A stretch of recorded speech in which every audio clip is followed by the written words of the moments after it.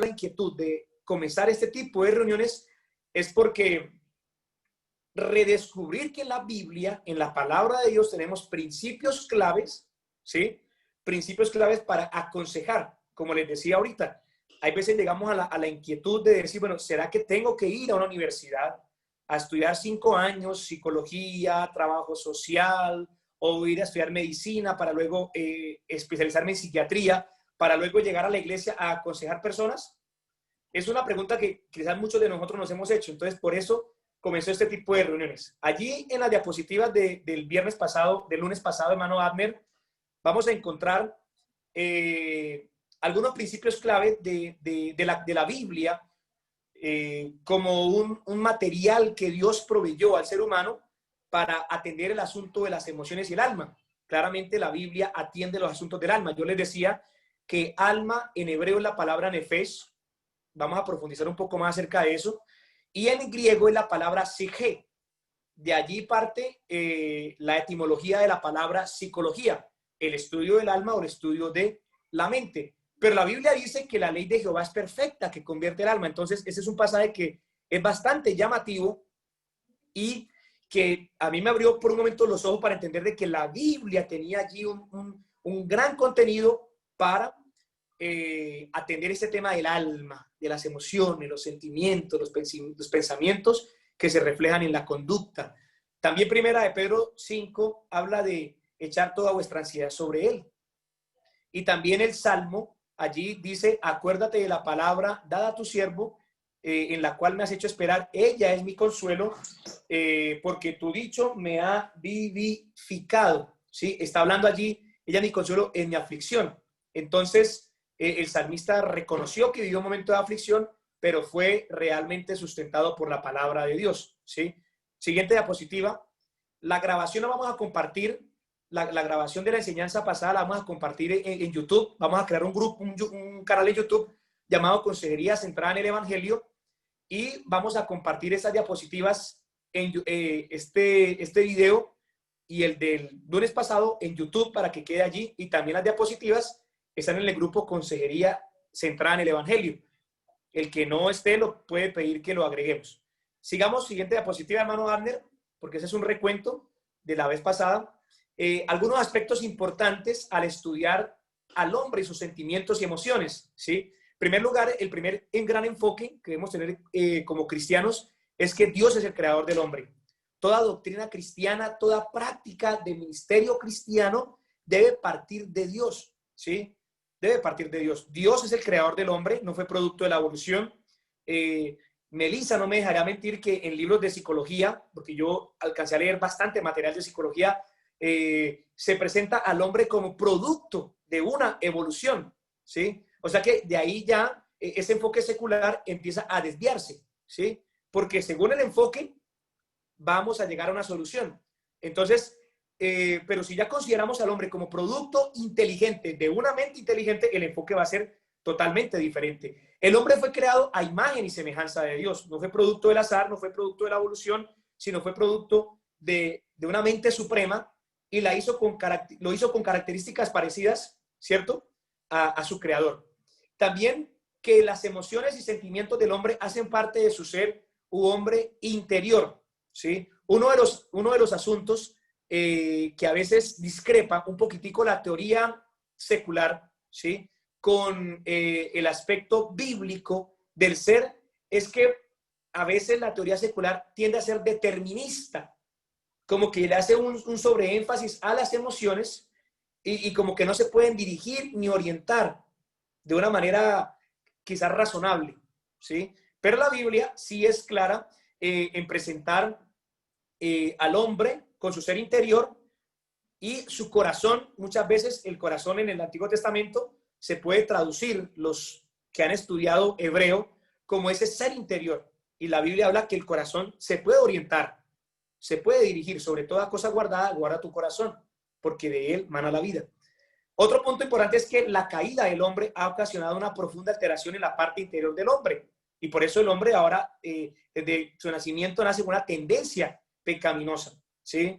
Esto ya lo explicamos el lunes pasado. No que el niño nazca condenado, no creemos eso, porque como bien el hermano Fernando López en el Congreso de Jóvenes aclaró, pecado tiene doble definición, como acto pecaminoso y como naturaleza, ¿sí? Así que ya el acto imputado al ser humano empieza a asignársele responsabilidad desde que empieza a tener conciencia. Pero el niño tiene esa tendencia. Por eso, si no estoy mal, Proverbios 22:15 dice, la necedad está ligada al corazón del niño, ¿sí? Por eso desde pequeño manifiesta los comportamientos, a veces de pronto de envidia, de egoísmo, de rebeldía, ¿sí? Eso no quiere decir que estemos condenando a los niños, no. Sabemos que claramente un niño en su estado inocente, ¿sí? Es salvo, pero hay que hacer énfasis en eso, ¿sí? No creemos en el dicho, el hombre nace bueno y la sociedad lo corrompe. No creemos en ese dicho, no. Creemos en lo que dice la palabra del Señor, porque del corazón salen, no que entre la influencia, sino del corazón salen los malos pensamientos y esa lista larga de pecados que está en Marcos 7:21. El fin del hombre no es ser feliz, sino glorificar a Dios. La consejería cristiana no parte como enfoque final en que el hombre sienta la tranquilidad. No es una terapia que lo calma solamente, sino que el hombre debe llegar a glorificar a Dios en todo lo que hace. Y obviamente, como producto de esa vida en comunión con Dios, pues va a sentir paz. Justificado fue por la fe, tenemos paz para con Dios, ¿sí? Y el evangelio restaura la condición del hombre. Es decir, cuando nacemos de nuevo por la palabra, somos restaurados a esa condición inicial del hombre y por el evangelio tenemos libertad de las cadenas del pecado, pero también hay que hacer énfasis en que el sufrimiento hace parte de la vida humana. Siguiente diapositiva, son principios que ya lo vimos el lunes pasado. Un mal enfoque traerá problemas, traerá soluciones inadecuadas, ¿sí? El hombre natural no entiende las cosas del espíritu, ¿sí? Yo no puedo ir a preguntarle a un inconverso que él me enseñe acerca del alma humana, porque eso es un misterio que lo diseñó el creador. Así que si yo necesito indagar acerca de los asuntos del corazón, del alma humana, no puedo ir a un inconverso, aunque sea profesor y tenga doctorados, no puedo ir. Necesito ir a la Biblia porque ella es la fuente de sabiduría. Hablamos sabiduría con los que hemos alcanzado madurez y no sabiduría de este siglo, ¿sí? Y también dice la Biblia que el hombre, el espiritual es el que entiende y razona todas las cosas. Es por eso que hay un enfoque contrario entre el enfoque mundano del hombre y el enfoque de Dios, ¿sí? Porque dice la Biblia que el mundo entero está bajo el maligno. Así que nosotros debemos enfocarnos siempre en la Biblia. Siguiente diapositiva. ¿Por qué tantos problemas en el hombre interior? En primer lugar, sentimientos como la ira, el enojo, mala conducta, mal comportamiento, depresión, angustia, ansiedad, muchas veces son producto de la lejanía de Dios. Estoy diciendo que muchas veces, no siempre, ¿sí? No siempre, porque a veces diagnosticar una razón no es tan fácil como pareciera, pero muchas veces es por la lejanía de Dios, ¿sí? Ahorita miraremos algunos versículos al respecto. También una falta de claridad en lo que es el evangelio y su enfoque en la vida cristiana, ¿sí? Ya una persona que ha conocido a Cristo, muchas veces cuando se desenfoca de que lo que es el evangelio puede llegar a sentirse angustiado, ansioso, o también a veces por situaciones que se presenten en la vida. Pero para todo eso podemos encontrar un refugio en la palabra de Dios. Siguiente diapositiva. Estamos aquí en un resumen rápido. Problemas en el hombre interior, lo hablamos. En primer lugar, principal problema, el pecado. También está el enojo, la ansiedad, depresión, culpabilidad. Bueno, ahí repito, depresión, autoestima. Son situaciones que se presentan en el hombre interior y la Biblia tiene respuesta para todas ellas. Siguiente diapositiva. El evangelio y su poder en el alma humana. Vamos a mirar cómo el evangelio tiene ese poder en el alma humana. Siguiente, por favor. Dice Isaías 57, no hay paz, dijo mi Dios, para los impíos, ¿sí? El Salmo 11 dice que también que el pecador va a recibir un castigo doloroso, también que afectará a sus emociones. Y leamos aquí rápidamente Proverbios 28, el versículo 1. Dice de la siguiente forma, huye el impío sin que nadie lo persiga. Muchas veces el pecado produce esa sensación de incertidumbre en el alma. ¿Sí? Siguiente diapositiva, por favor. Pero cuando la persona llega a Cristo, es justificado. Dese cuenta que el objetivo de Dios es que el hombre sea perdonado, sea reconciliado con él a través del sacrificio de Cristo en la cruz, y a partir de esa justificación aparece la paz. Tenemos paz para con Dios. Y alguien dirá, pero hermano, solamente paz para con Dios. ¿Pero te parece poco tener paz para con Dios? ¿Ah? Si Dios, antes éramos enemigos de Dios, y Dios estaba enojado con nosotros, éramos enemigos y merecíamos el infierno, y ahora tenemos reconciliación y paz para con Dios a través del perdón de nuestros pecados. Hermano, me parece que es una razón muy grande. Cuando entendemos esto, nuestra alma llega a sentir una tranquilidad interior maravillosa. Justificados por la fe, tenemos paz para con Dios. Siguiente diapositiva. También dice que el que está en Cristo nueva criatura es, ¿sí? En el nuevo nacimiento puede haber sanidad, aún también emocional, ¿sí? Hermano, aquí en mi familia siempre hubo personas que tuvieron de pronto algunas situaciones por forma de crianza, ¿cierto? O hermano, es que yo tengo un carácter que heredé de papá y como que es una, ¿cómo llaman? Como una cadena generacional, algo así. Bueno, la Biblia dice que el que está en Cristo nueva criatura es, ¿sí? Ahora hemos alcanzado esa naturaleza. No quiere decir que la naturaleza de la carne se vaya, no. Por eso hay que entender el Evangelio para entender la consejería central en el Evangelio. Pero el que está en Cristo nueva criatura es y empieza a liberarse de algunas cargas que tenía en el pasado. Siguiente, por favor. Seguimos aquí. Y también encontramos un imperativo del cual vamos a hablar hoy un poquito más, que es el primer mandamiento. El primer mandamiento puede sanar en muchos casos la angustia, la ansiedad o la depresión de alguien que esté viviendo este tipo de situaciones, ¿sí? Quizás de pronto yo no lo he visto así hace mucho tiempo, pero cuando empecé a estudiar ese tema, encontré que en este mandamiento hay una gran solución para muchos problemas de este tipo. Siguiente diapositiva, por favor. Estamos en un resumen. Bueno, gracias. Esa fue la enseñanza del... No, aquí ya es el formato. Ya eso fue la enseñanza del lunes pasado. ¿Sí? Vamos entonces a mirar acerca, porque la idea es tener cosas prácticas, ¿cierto? Hermano, me enfrento con alguien que en la congregación tiene angustia, tiene ansiedad. ¿Qué debo hacer? ¿Sí? Ya hemos mirado principios bíblicos, ¿qué debo hacer? Entonces vamos a mirar, en primer lugar, algunas responsabilidades que tiene la iglesia. Quiero que por favor, hermano Abner, me compartan la Biblia y vamos a leer todos Gálatas, capítulo 6, el versículo 2, ¿sí? Y vamos a leer Gálatas, capítulo 6, el versículo 2. Mire este mandamiento que dice aquí el Señor, por medio de Pablo, le dice en Galacia, dice, sobrellevad los unos las cargas de los otros y cumplid así la ley de Cristo, ¿sí? Hermano, este versículo es importantísimo, es fundamental, ¿sí? Por eso le decía que no solamente es responsabilidad del pastor, aunque claro que qué bueno que los pastores podamos guiar, liderar y que en cierta manera haya esa confianza para acercarse a nosotros en este tipo de situaciones. Pero esta carta que va dirigida a una iglesia real en el primer siglo, la iglesia en Galacia, ¿sí?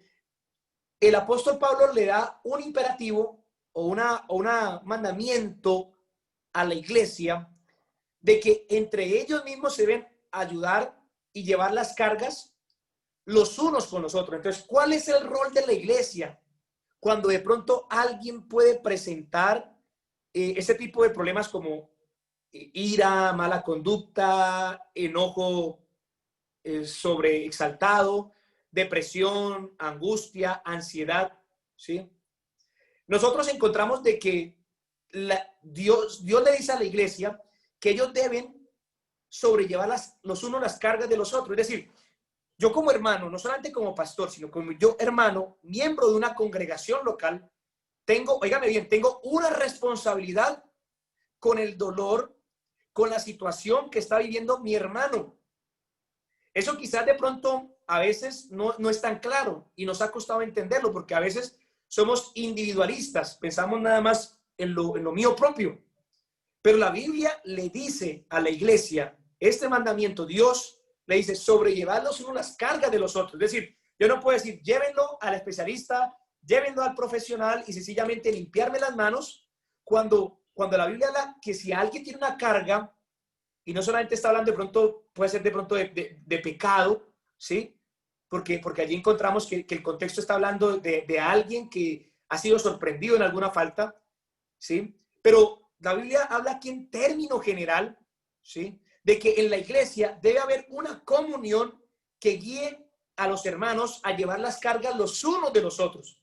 Y hace el énfasis Pablo, y así cumplir la ley de Cristo. Gracias aquí por compartir esta traducción, hermano Abner. Cuando tengan dificultades, ayúdense unos a otros. Esa es la manera de obedecer la ley de Cristo. Entonces, no solamente decir, vamos a remitir, ¿sí? En cierta manera, el acudir, el llevar a alguien, a un profesional, estoy diciendo, no me importas, no me interesa lo que tú quieres hacer, no me comprometo, pero sí tengo un compromiso, ¿sí? Sí tengo un compromiso. En la congregación local tenemos un compromiso, no solamente el pastor. Claro que el pastor es allí para velar, para dirigir, para cuidar, claro que sí. Y bueno, todo hacerlo bajo el conducto del pastor, pero como hermanos debemos ayudarnos. Yo no puedo evadir, ¿me hago entender, hermanos? Yo no puedo evadir ese compromiso. Así que, si algún hermano en la congregación está sufriendo depresión, ira, angustia, ansiedad, ¿sí? Enojo sobreexaltado, yo debo entender que esta palabra me está diciendo a mí que yo debo acudir en ayuda a él. ¿Me hago entender? ¿Sí? Ahora, yo sé que hay casos especiales, si quiero hacer la aclaración, lo hablamos, hay casos biológicos donde de pronto se necesita acudir de pronto a un examen médico, ¿cierto? Para revisar si algún desbalance químico de tipo médico está ocurriendo en el organismo de una persona que lo puede llevar a depresión o a alguna situación de afectación mental. Pero muchas de las situaciones que se presentan en las congregaciones se puede sanar allí con la ayuda de la congregación. Ahora sí, hermano, bonito este pasaje, pero ¿cómo lo cumplimos? Colosenses capítulo 3, versículo 16.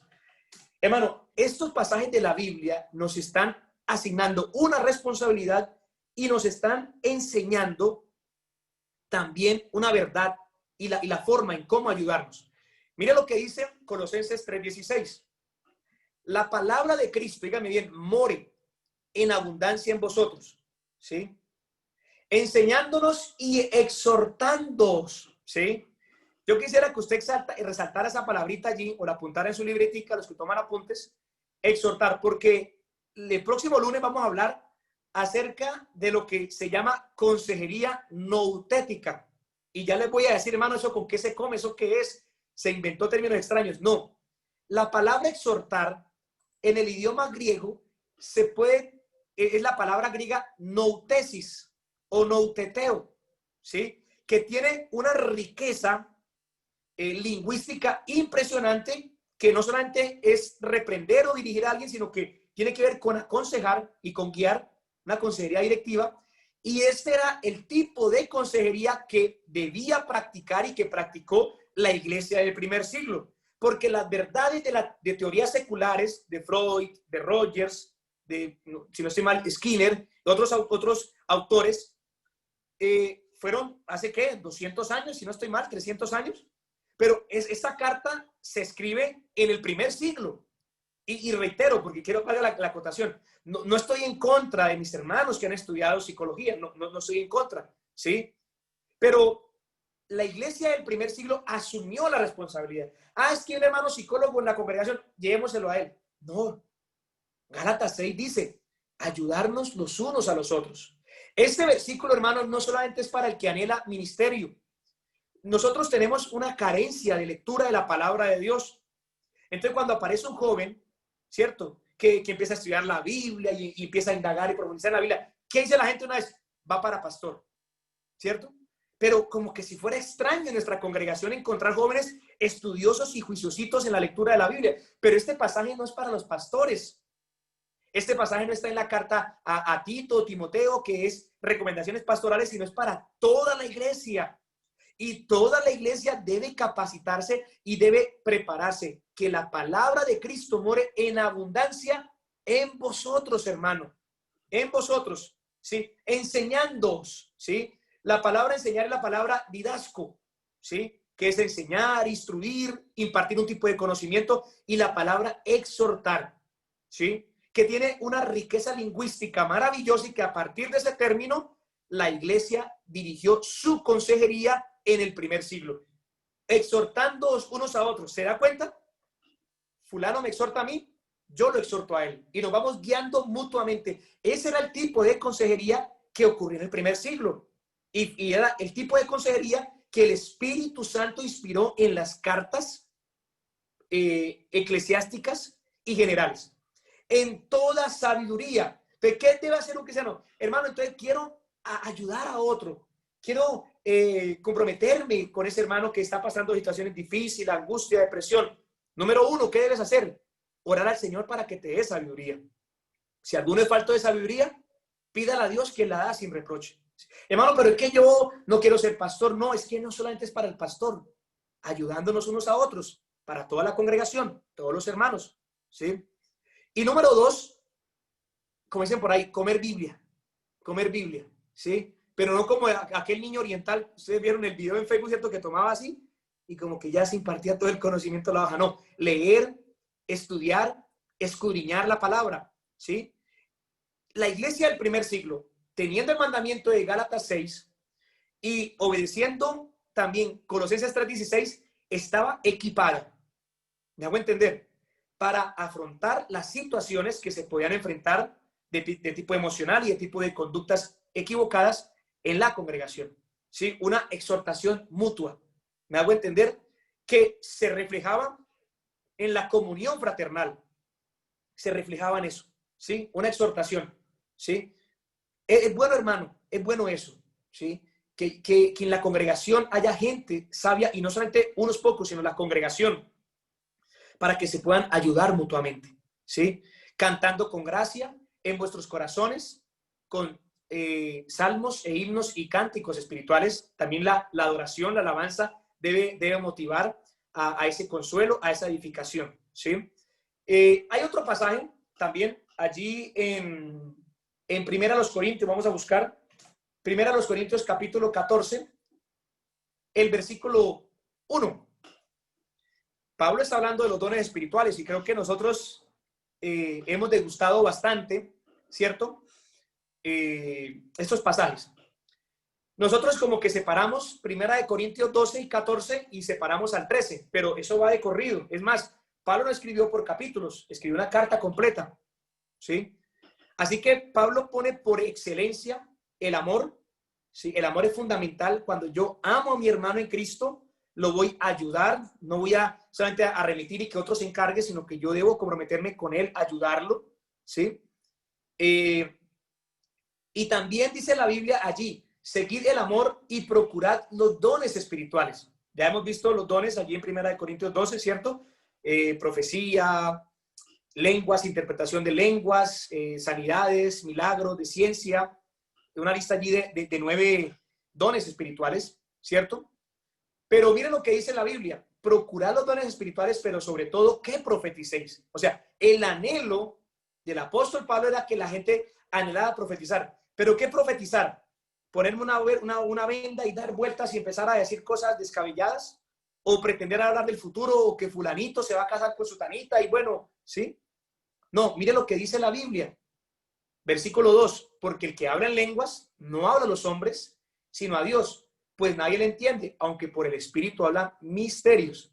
Pero el que profetiza, dígame bien, y aquí están los 3 enfoques de la consejería bíblica, pero el que profetiza habla a los hombres con 3 objetivos. Número 1, edificar. La palabra edificar es un término arquitectónico, ¿sí? Para referirse a construir una edificación, es decir, para crecimiento. Número 2, para exhortar, pero vaya término llamativo, porque aquí exhortar no es el término griego noutesis que leímos en Colosenses 3, sino es el término paraclesis, ¿sí? Que es como, se puede entender como acompañar, se puede entender como dirigir, como inclusive como aconsejar, ¿sí? Y número 3, para consolación, ¿sí? Entonces, la profecía es exhortar, edificar, exhortar y consolar. O sea que la consejería bíblica es profética, no porque hable del futuro, sino porque sencillamente la consejería apunta a los objetivos de la profecía, ¿sí? Si hay un hermano que tiene un completo embrollo en su mente y no sabe qué hacer, alguien lo puede guiar, le puede edificar, le puede impartir conocimiento para que sea edificado, pero también le puede exhortar, le puede dirigir, le puede acompañar y también lo puede consolar. Sí, óigame bien, eso es importante. Eso es importante. La consolación es una tarea de la iglesia local, ¿sí? Hay hermanos que están pasando momentos difíciles por la pérdida de quizás de un ser humano, porque algo ha vivido en una situación muy lamentable, y la consolación es parte del ejercicio congregacional. Congregacional. Así que edificación, exhortación y consolación. Entonces ya tenemos 3 versículos que nos muestran el rol de la iglesia en la consejería, en el asunto de las emociones. No solamente está deprimido, vaya psicólogo, vaya psiquiatra, tómese una pastillita, o vaya aquel que sabe. No, ayudándonos unos a otros. ¿Y cómo logramos eso? Documentándonos de la palabra, ¿cierto? Que la palabra de Cristo muere en abundancia en nosotros, ¿cierto? ¿Y cómo se muestran los enfoques de esa consejería? A través de la edificación, de la exhortación y de la consolación. Pero miren un último versículo, uno entre muchos más, porque ya el tiempo se nos fue. Primera de Tesalonicenses, capítulo 5, el versículo 14. Primera de Tesalonicenses, capítulo 5, el versículo 14. Mire lo que dice aquí la palabra de Dios. También os rogamos, hermanos, mire cómo se habla en términos general, no solamente una labor de una persona en particular de la congregación, sino de todos, ¿sí? También os rogamos, hermanos, que amonestéis a los ociosos, ¿sí? Aquí la palabra amonestación es la palabra griega noutesis, porque también puede entenderse como exhortar o como amonestar, ¿sí? Como llamar la atención. Entonces, esta palabra es muy importante en la consejería bíblica. Amonestar a los ociosos, ¿sí? Que alentéis a los de poco ánimo. Uy, hermano, yo pensaba que eso era cuestión de tomarse una pastillita nomás o que fuera el especialista. No, es una responsabilidad de la iglesia. ¿Me hago entender, mis hermanos? Alentar a los de poco ánimo. ¿Ah? Entonces, como que solamente relegamos esa responsabilidad a otro. No, es una responsabilidad de la congregación.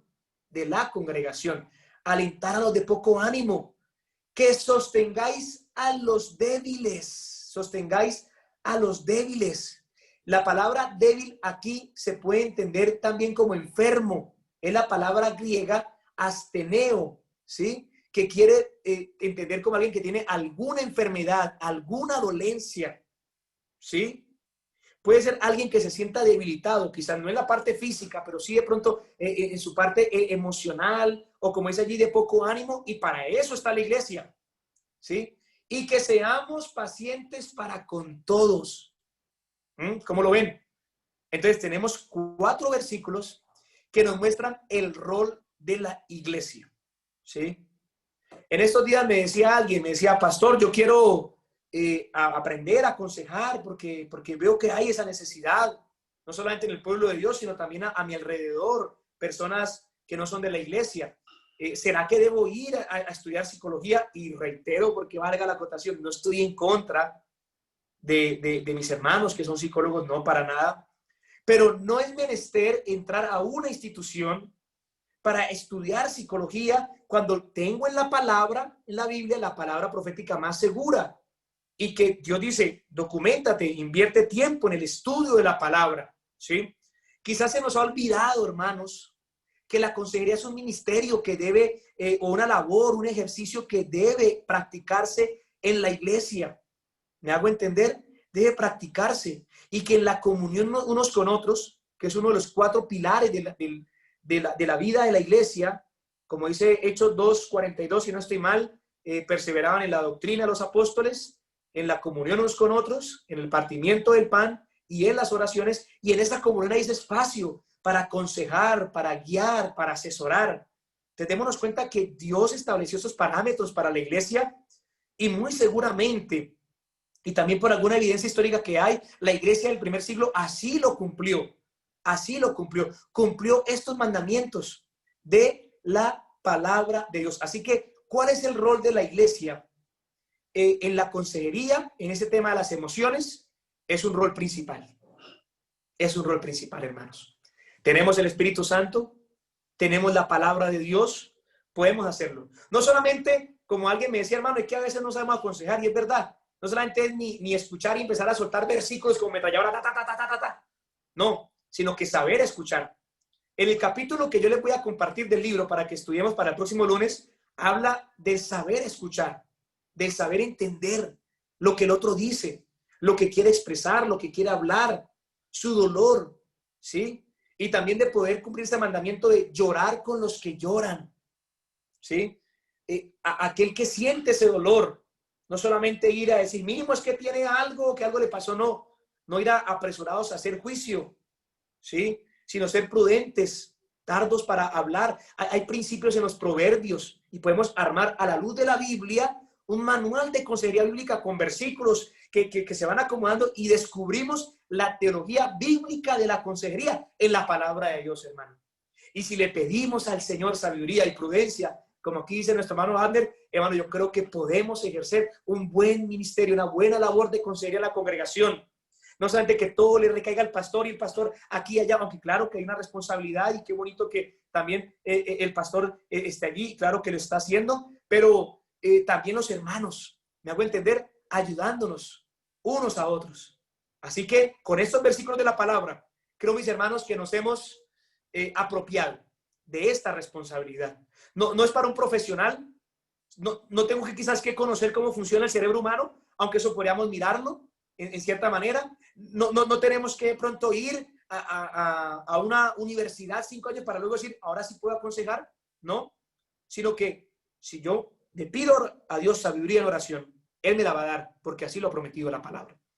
Y si yo profundizo en la escritura, que la palabra de Cristo more, yo voy a poder, como dice Colosenses 3:16, exhortar unos a otros y puedo ayudar unos a otros, ¿sí? Ayudarnos unos a otros.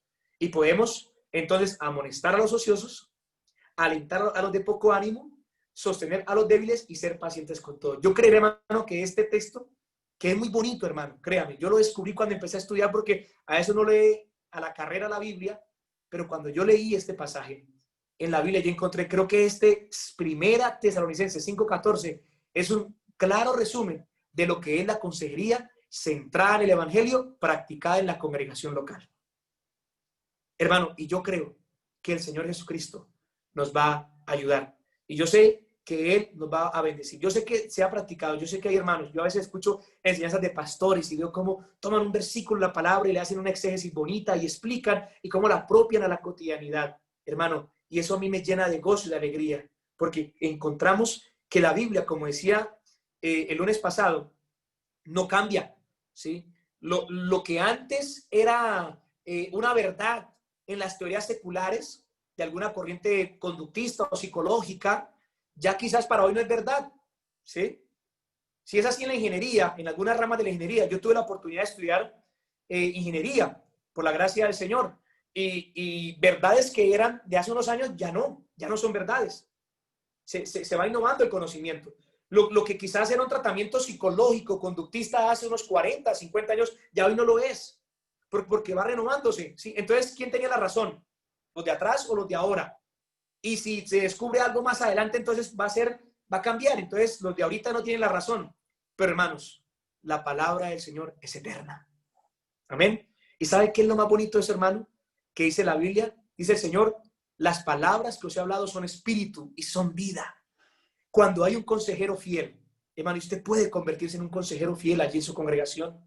No estoy diciendo que salte la autoridad del pastor, no, sino en la posición que tiene, en la influencia de sus amigos, con el conocimiento del pastor, ¿cierto? Cuando usted habla, dialoga, charla, se puede convertirse en un consejero fiel.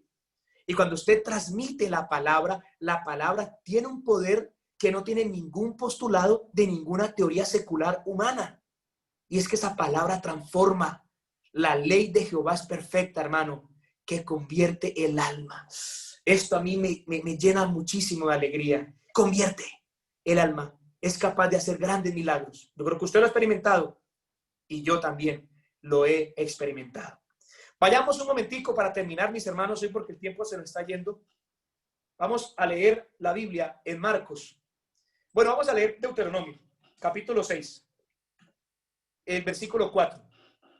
Porque quiero hoy, como introducción, mirar algunos aspectos del primer mandamiento y cómo el primer mandamiento, hermano, nos va a servir en la consejería. Ya vamos a mirar algo práctico, porque yo sé que alguien está, hermano, ¿y cómo ponemos por obra esto? Estamos, cierto, recibiendo, pero ¿cómo ponemos por obra esto? Bueno, ya vamos a mirarlo, ¿sí? El mandamiento de amar a Dios, ¿sí?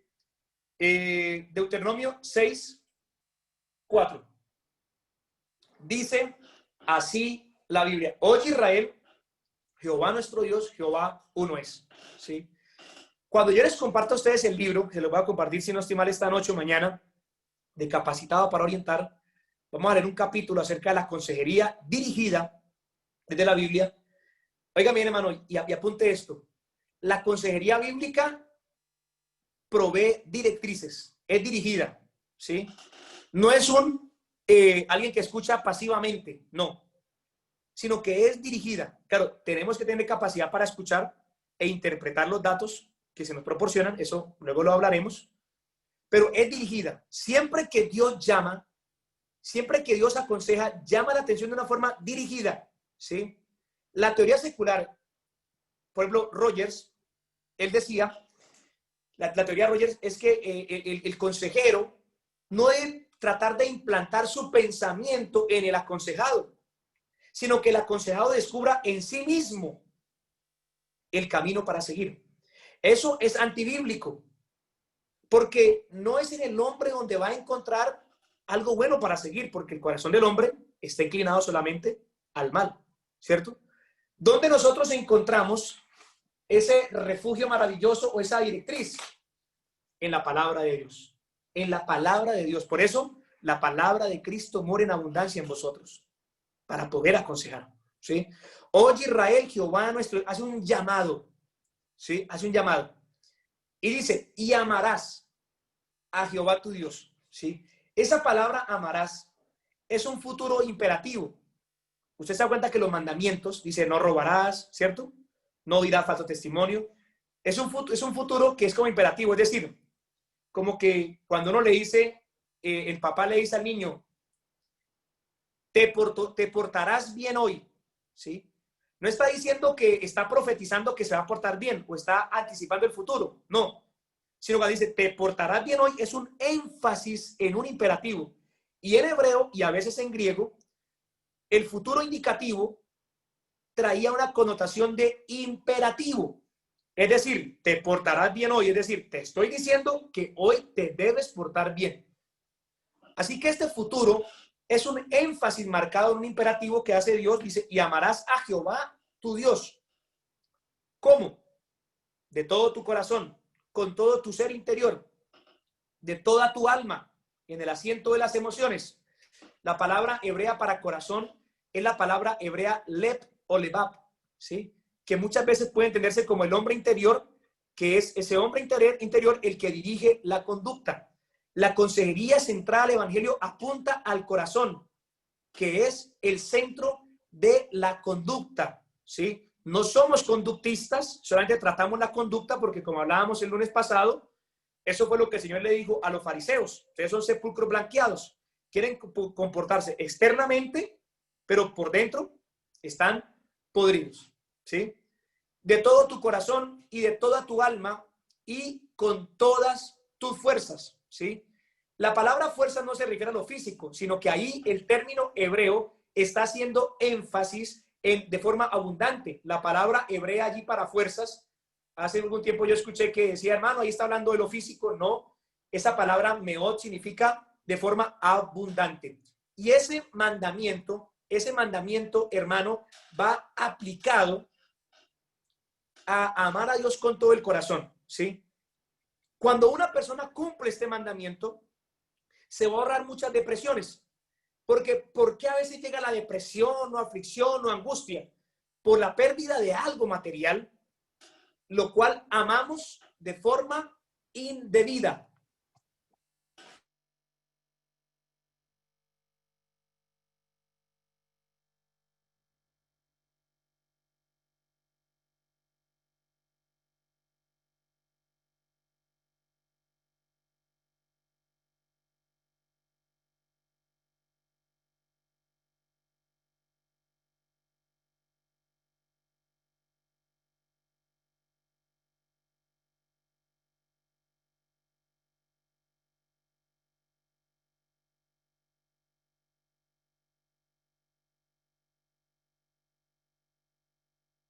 dificultad. Entonces, estábamos hablando acerca del primer mandamiento, ¿sí? No voy a generalizar, mis hermanos, no voy a generalizar, porque pueden haber múltiples razones para una depresión, para un estado de angustia, un estado de ansiedad que suele ser común en algunas personas, pero muchos de los problemas de afectación del alma ocurren, ¿sí?, por un incumplimiento de ese mandamiento, de este mandamiento. Yo les voy a poner un ejemplo. Una vez alguien me comentó que un familiar suyo se había apartado porque había invertido una gran cantidad de dinero en una mercancía y la mercancía se le mojó y se le perdió. Claro, es muy triste, no voy a decir que no, es muy triste. Pero ella me dijo que esta persona se apartó del evangelio. Y hay cosas que, hermano, uno debe comprender y debe entender. La persona que ha conocido realmente a Cristo y que ama a Dios con todo su corazón, ¿sí?, no se va a apartar del evangelio por una situación de estas, ¿sí? O tuvo una incorrecta comprensión del evangelio, porque a veces como evangelistas, ¿cierto?, buscamos métodos, ofrecemos casa, carro, beca a la persona para que llegue al evangelio y con que se bautice no, quedamos gozosos, pero no se ha convertido verdaderamente, cuando el evangelio lo que promete es salvación, ¿cierto? No es este tipo de evangelio de la prosperidad que promete tu mejor vida ahora, ¿cierto? O que entregues al evangelio y todo le va a salir de perlas, sus negocios, no, ¿cierto? El sufrimiento es parte de la vida, ¿sí? ¿Cuál fue el principio que Job aplicó? Porque, hermano, créame, lo que vivió Job fue cosa terrible. Una vez hablamos con un grupo de hermanos de la congregación aquí en Tona y hablamos y como que concluíamos, decía, todos admiramos el libro de Job hasta que tenemos que vivir algún pequeño porcentaje de lo que vivió Job. ¿Cierto? Porque lo que vivió Job fue terrible. Perdió familia, ¿cierto? Perdió sus hijos, perdió posesiones. No solamente perdió cosas materiales, sino perdió hijos. Ahora, yo tengo 2 hijas y tendría que ser muy terrible perder una de mis hijas por la muerte. Claro que sí, no estoy diciendo que no estoy diciendo que hay que estar contentos, a rabiar, haciendo fiesta, no. Puede llegar un momento de tristeza, un momento de dolor, ¿sí? Pero ¿cómo Job administró esa situación que él estaba experimentando? ¿Sí? Él expresó un principio que claramente él vivía. Jehová dio, Jehová quitó. Sea el nombre de Jehová bendito, ¿sí? Permítame, bueno, voy a hablar un momentico acerca de algo, no para pronto jactarme, ni mucho menos, porque voy a hacer la aclaración. Dios a mí me permitió estudiar en la UIS, ¿sí? Pero hermano, yo vi la mano del Señor guiándome para pasar el IFES, para entrar a la UIS, para graduarme. Hermano, créame, yo vi la mano del Señor, cómo Él me guiaba, me dirigía. Entonces, cuando algunos dicen, hermano, es que usted renunció a ejercer su carrera para dedicarse al ministerio y bueno, hay algunas cosas de pronto que no es igual, los ingresos económicos y otras cosas por allí que son muy secundarias, ¿sí? Hermano, créame, yo veo esa ida a la universidad y aún trabajar allá, ya ejerciendo mi carrera, como un regalo de Dios, ¿sí? Como un regalo entonces, Dios me lo dio. O sea, yo no tengo ningún mérito ahí. ¿Me hago entender? Y es algo, no es algo tampoco ni tan grande, ni tan destacable, ¿no? Dios me dio la oportunidad, hay mucha gente que entra ahí y estudia y se gradúa y entra a trabajar, ¿sí? Entonces, Job entendió que lo que él tenía, Dios se lo había dado. Y es un principio claro de la palabra. Todo es de Dios, ¿cierto? Porque todo es de Él, por Él y para Él. Y de lo recibido de tu mano, eso te damos. Cuando una persona logra entender eso, ¿sí?, le va a ayudar como consuelo a su dolor, ¿sí? Le va a ayudar en ese momento de aflicción. Entender, en primer lugar, que Dios es su amor por encima de todo, por encima, que aunque pueda perder, y claro que va a ser doloroso, hermano, no estoy diciendo aquí que ya exhortemos al hermano, es que usted es un pecador porque usted está sufriendo por la pérdida familiar, no estoy diciendo eso, Porque uno de los errores de los amigos de Job fue que señalaron de forma vehemente a Job y por eso tienen su reprensión, ¿cierto? Su reproche. Pero ese principio de que Dios está allí, ¿sí? En la eternidad, ¿cuál va a ser la gloria más grande de la eternidad? Estar con Él para siempre. ¿Me hago entender? Entonces, claro, cuando uno de niño pensaba, uy, ¿será que voy a conocer a papá, a mamá, o a abuelito, a tío? Y como que uno empieza como a deprimirse pensando en la eternidad, ¿no la pasas a usted? Uy, Señor, sí. Pero cuando dice, pero venga, yo voy a estar con el que amo más que a todos. Entonces, eso me llena de gozo, ¿me hago entender? Es un sentido práctico, ¿sí?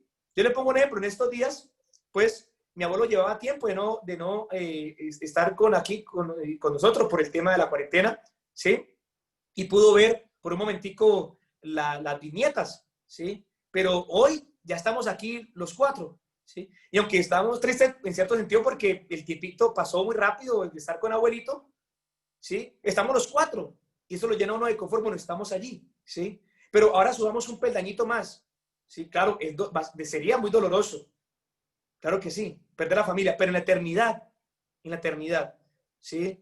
Hermanos, ¿será que ya no vamos a conocer? No vamos a conocer qué va a ocurrir, qué va a pasar. Y si un hermano enviudó y se casó nuevamente, ¿qué va a pasar allí? Va a haber pelea de dos mujeres, ¿sí?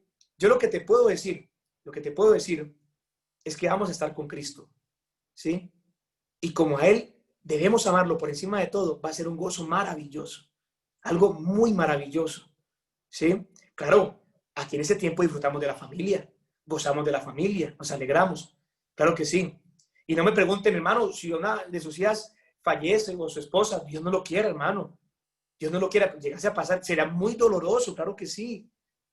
Pero, hermanos, ahí va a estar siempre al que amamos, por encima de todas las cosas. Si alguno ama más a padre, madre o posesiones, más que a mí, no es digno de mí. O sea, que este principio bíblico puede ayudar, ¿sí? No para restregárselo en la cara a alguien que no, sino de forma sabia, enseñarlo, no solamente después de una tragedia, sino aún antes, como un previo aviso, o no como previo aviso, sino como algo que está allí, que podemos disfrutar de lo que Dios nos da, ¿cierto? Pero Dios está por encima de todo.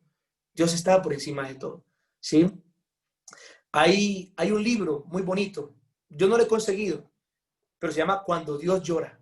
Lo escuché de un predicador y también expositor de ese tipo de consejería. Me llamó mucho la atención Cuando Dios llora y cuenta anécdotas, situaciones difíciles, ¿sí? Donde hay que empezar a asimilar esa nueva situación, ¿sí? Empezar a descansar en la soberanía de Dios, que eso es otra lección que vamos a ver. Los tres atributos de Dios en la consejería, aunque todos se pueden aplicar allí, pero en especial la soberanía de Dios, la sabiduría de Dios. Dios es sabio, ¿sí? Y el amor de Dios, ¿sí? Que esto es bien, bien importante. Así que, hermano, este versículo de la palabra, yo quisiera, hermano, que usted lo apuntara allí y le pidiera al Señor que le revelara, que le explicara, que le mostrara ese profundo significado y cómo poder usted vivirlo usted, pero también cómo usted puede transmitirlo a otros, enseñarlo a otros. Y eso va a ayudar a muchos que de pronto por un mal enfoque, ¿sí? Estoy deprimido porque perdí una gran cantidad de dinero. Y claro, estás triste, estás afligido, pero Dios está allí contigo. Y te pregunto, ¿tú amas a Dios por encima de todo? Claro, bueno, Dios está allí. Dios te va a ayudar, Dios está allí contigo, ¿sí? Hay una canción muy bonita que escuché en estos días, precisamente en un funeral de una muchacha de 14, 15 años, si no estoy mal, una adolescente que falleció por allá en Cali, de una familia que aprecio mucho en Cali. Decía, Dios te amará. De pronto alguno lo ha escuchado por allí, está en YouTube, Dios te amará. ¿Sí? ¿Sí? Y hay una parte que dice que tu dolor es su dolor, que el Señor está contigo. ¿Sí? Que cuando veas todo perdido y cuando en la batalla veas la derrota y cuando todo se acabe, Estoy haciendo una paráfrasis de la canción. Dice, el Señor es allí contigo. Sí, Él conoce tu dolor, Él está contigo. Tu dolor es su dolor. Sí, Cristo te dará calma. Son unas palabras tan bonitas, pero es real, hermano. Cuando nosotros entendemos que el que amamos por encima de todo, siempre va a estar allí con nosotros, siempre. Que va a estar allí confortándonos, como dice el Salmo 23, confortará, no mi cuerpo se puede confortar fácilmente, pero mi alma, ¿quién la conforta? Solamente Cristo. Él confortará mi alma, ¿cierto? Con esas manos tiernas, dulces, cariñosas. Está allí.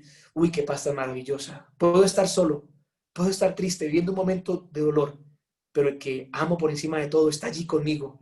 Eso me trae una paz maravillosa, que en la eternidad voy a estar con Él. Y bueno, de pronto perdí algo que quería mucho, pero Él también lo dio, ¿cierto? Él también lo dio. Un día no lo tenía y Él me lo dio. Y así como Él lo dio, Él me lo quitó. Jehová dio, Jehová quitó. Sea el nombre de Jehová bendito. Jehová bendito. Seguiré alabándolo, seguiré adorándolo. Este mandamiento es muy importante. Amarás a Jehová tu Dios con todo tu corazón, de toda tu alma, tu ser interior, tus emociones, tus sentimientos y con todas tus fuerzas, es decir, de forma abundante, de forma maravillosa, de forma profunda. ¿Sí? No está hablando de un aspecto físico, no. La expresión neot es quizás como un adverbio hebreo que implica algo abundante y profundo. Pudieras decir de una forma apasionada. Sí, y si eso logramos cumplirlo, mis hermanos, créeme que tendremos paz en nuestro corazón. El tiempo se ha terminado, ¿sí? Vamos a orar y luego haremos un espacio cortico para preguntas, si hay por allí alguna pregunta, porque la idea es dialogar. El próximo lunes dialogaremos un poquito más. Te dejaré unas tareitas del libro para que lo estudiemos y vamos a interactuar un poquito más. Bendito Dios, en esta hora, yo te pido, Señor, que nos ayude, Señor. Estamos tomando un camino que yo ni siquiera, Señor, conozco bien el destino. Señor Jesús, yo solamente soy un aprendiz de tu palabra y me han pedido asesoría, consejería, y aquí estamos, Señor, pero yo soy un discípulo tuyo, yo soy un aprendiz. Ayúdanos por tu Espíritu Santo, Señor. Yo he logrado tener esta convicción que en tu palabra hay principios maravillosos para aplicar en la consejería, Señor, y tu palabra es un manantial maravilloso. Tu palabra es esa fuente de agua viva, Señor, y necesito que me ayudes, por favor, Señor, para seguir profundizando y para poder aliviar muchos dolores que pueden haber en nuestras congregaciones, cumpliendo lo que me ordena tu palabra. En el nombre de Jesús, amén, amén. Mis hermanos, ¿alguien tiene alguna pregunta al respecto? Lo pueden hacer, ustedes han sido muy pacientes, son las 9:54 ya, pero si alguien tiene alguna preguntita, lo pueden hacer, ¿sí? Puede activar su micrófono por el chat. Reitero mi agradecimiento a todos los que están por allí conectados, qué bendición, que estén por allí conectaditos. Si no hay preguntas, entonces, los que no estén en el grupo de consejería, sí, hermana Laura, todos los lunes a las 8:45, Dios mediante.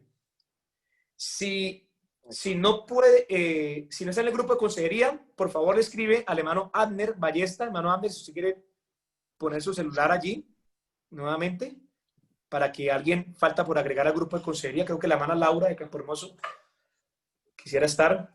No sé si creo que también nuestros pastores aquí, hermano Wilmer, quisiera estar Pastor también. Wilmer, quería hacer como una preguntita Sí. que me causó curiosidad esa frase de cuando Dios llora. No sé de pronto como el trasfondo de lo que quería el escritor mencionar, pero interesante pensar en eso, no vaya a quedar en la mente de alguien, porque al final la naturaleza de Dios es espíritu y tal cual, no sé si los sentimientos nuestros, no es al contrario, mis sentimientos.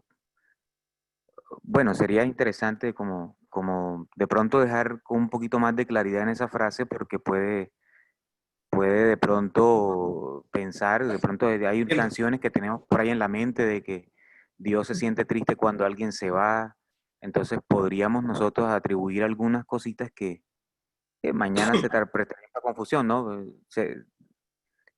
Entonces, no sé si Sí, nos puedes dar un poquito más de claridad, Pastor, en eso. sí, señor, gracias, mi hermano Wilmer. Sí, señor. Sí, buen punto. La verdad, yo el libro no lo he leído, pero quizás el enfoque que va allí a ver, como al sufrimiento, como al sufrimiento. Yo les voy a compartir en el grupo de consejería, de una vez lo voy a hacer para que no se me olvide, la enseñanza en YouTube, que es como un mini curso de consejería, también que está allí en YouTube, está en inglés, traducido al español, también con doblaje al español, y el autor menciona que está hablando quizás del sufrimiento y cómo asimilar de pronto circunstancias que vive una persona, ¿sí? Es más, permítame, hermano Heidel, quizás de forma respetuosa ponerlo usted como ejemplo. Si no estoy mal, hermano Heidel, usted tiene alguna dificultad para caminar, por favor, por el chat me recuerda, no quisiera de pronto pasar por imprudente, mi hermano Heidel, eh, pero hay situaciones de pronto de dolor, ¿sí? Y de asimilar una nueva situación. Y creo que esta persona que citaba aquí el libro mencionaba algunas situaciones que una persona, por ejemplo, quedar postrado en una silla de ruedas, ¿sí? O de pronto quedar, tener alguna dificultad, perder un familiar muy querido y como afrontar esa nueva situación. A eso es que me refiero.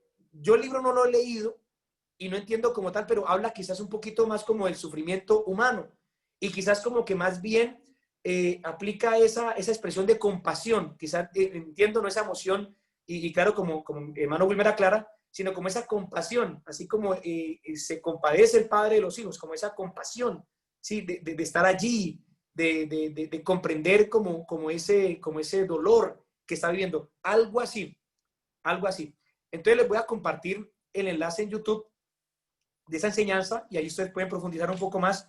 Creo que el libro se puede conseguir en forma digital, pero se refiere más que todo como a eso, como a ese ministerio de la compasión, ¿sí? Ese que obviamente Dios se compadece y que también que la iglesia pues debe en cierta manera y clara manera practicarlo, ¿sí? Gracias por el apunte, hermano Wilmer, que es muy válido.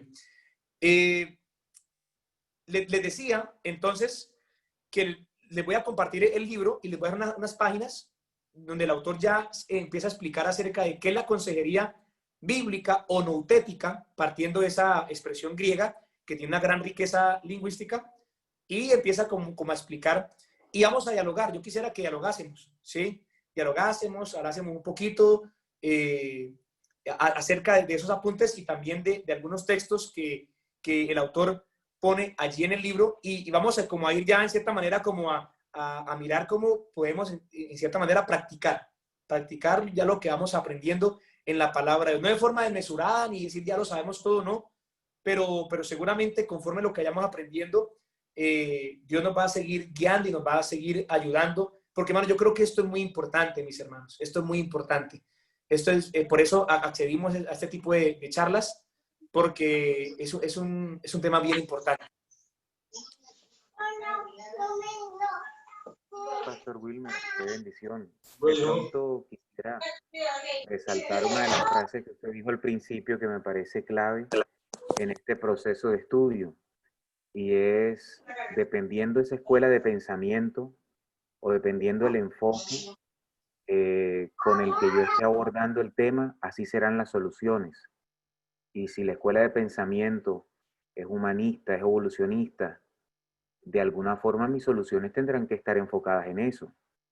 Y me parece acertado esa frase porque si nuestra escuela de pensamiento y nuestro modelo está centrado en lo que es infalible, en lo que no cambia, en lo que ha dado resultado por años, de seguro nuestras soluciones también estarán abordadas de esa misma fuente. Así que solo quería como resaltar esa frase que me parece clave en este estudio para poder abordar, como ya lo ha mencionado usted, sin desmeritar las otras escuelas de pensamiento, sino que en la que deberíamos centrarnos nosotros en esta. Era eso nomás, pastor. Amén. Gracias, hermano Wilmer, por su apunte. Sí, eso es fundamental. Precisamente pues, eso fue lo que más me llamó la atención a profundizar en la Biblia, porque claro, un mal enfoque conduce a una solución errónea. Entonces esto es importante. Creo que el hermano Jesús Caicedo iba a decir algo, hermano Jesús. Lo tenemos allí conectado.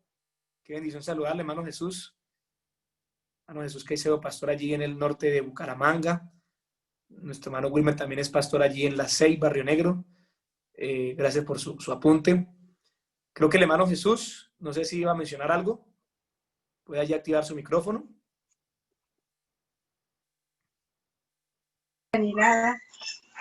Hermano Wilmar, ¿me escucha?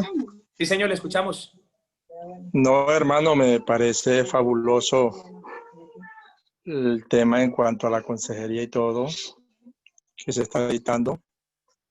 De verdad que son temas que gracias a Dios estamos abordando, porque es que anteriormente hablar de esto, yo sé que usted me entiende lo que quiero decir, no era bien visto, ya porque casi siempre todo lo asociábamos en cuanto a la espiritualidad y una cantidad de cosas, pero el poder manejar esto que está usted haciendo y otros temas que hemos estado manejando, yo creo, hermanos, que esto es de Dios. El poder poner esta herramienta a favor de la iglesia y a favor de los líderes, esto es de parte de Dios. Y de verdad que felicito ese sentir, porque yo sé que es de Dios, hermano.